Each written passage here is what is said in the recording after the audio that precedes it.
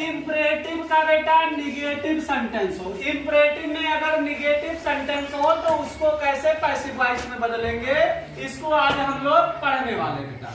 Imperative का negative क्या होता है, वो डू नॉट से आरंभ होता है। वाक्य किससे आरंभ होता है बेटा, डू नॉट से वाक्य आरंभ होगा, वो इंपरेटिव का निगेटिव है।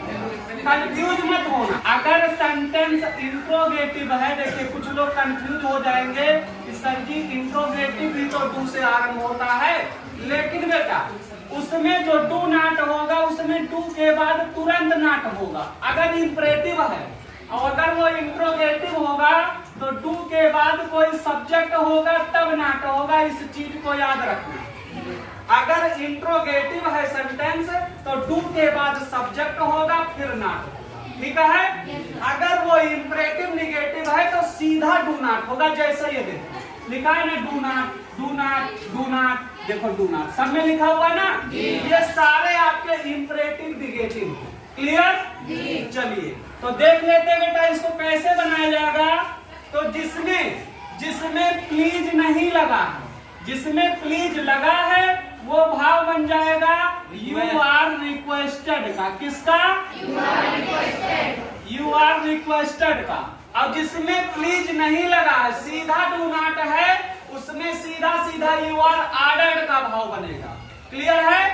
तो डू नॉट कम हियर लिखा है तो इसमें प्लीज नहीं लगा, काइंडली नहीं लगा है, तो ऑर्डर का भाव हो गया। तो चलिए लिख देते हैं, हो जाएगा यू आर, क्या लिखोगे, ऑर्डर। उसके बाद डू को हटा देंगे, क्या क्या हटाएंगे, डू को हटाकर नॉट के बाद टू लगाएंगे, याद रखना बच्चा, किसको हटाना है, डू को हटाना है, और इस नॉट को यहाँ लिखना है। उसके बाद क्या लगाना है, तो डू को हटाकर नॉट के बाद टू लगाएंगे, ठीक है। और बाकी जो बचा पूरा छाप लेंगे, ठीक है। चलिए अब दूसरा देख लेते हैं, दूसरा भी डू नॉट से है, ठीक है। इसमें प्लीज या काइंडली शब्द दिया नहीं गया है, तो सीधा सीधा किसका भाव बन रहा है, ऑर्डर, ऑर्डर का भाव बन रहा है। तो आप क्या लिखोगे, you are order, you are ordered, उसके बाद नॉट, उसके बाद डू को हटा देंगे बेटा, ठीक है।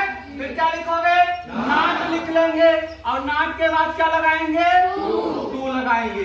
बाकी जो बच्चा पूरा छाप लेंगे, वेरी गुड, तुम बहुत तेज हो दिवाकर। हाँ, अगला सेंटेंस है डू नॉट लाफ, ठीक है बेटा।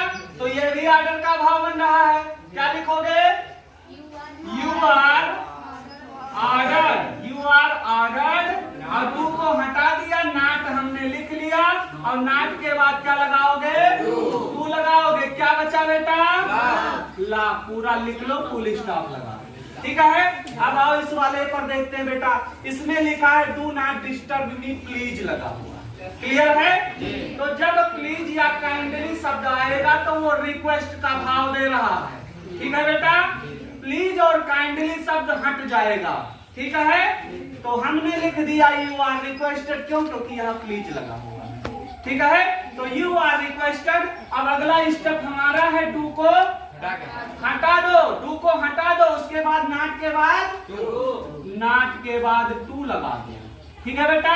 अब क्या बचा, डिस्टर्ब मी, लिख दो डिस्टर्ब, ठीक है। समझ में आया।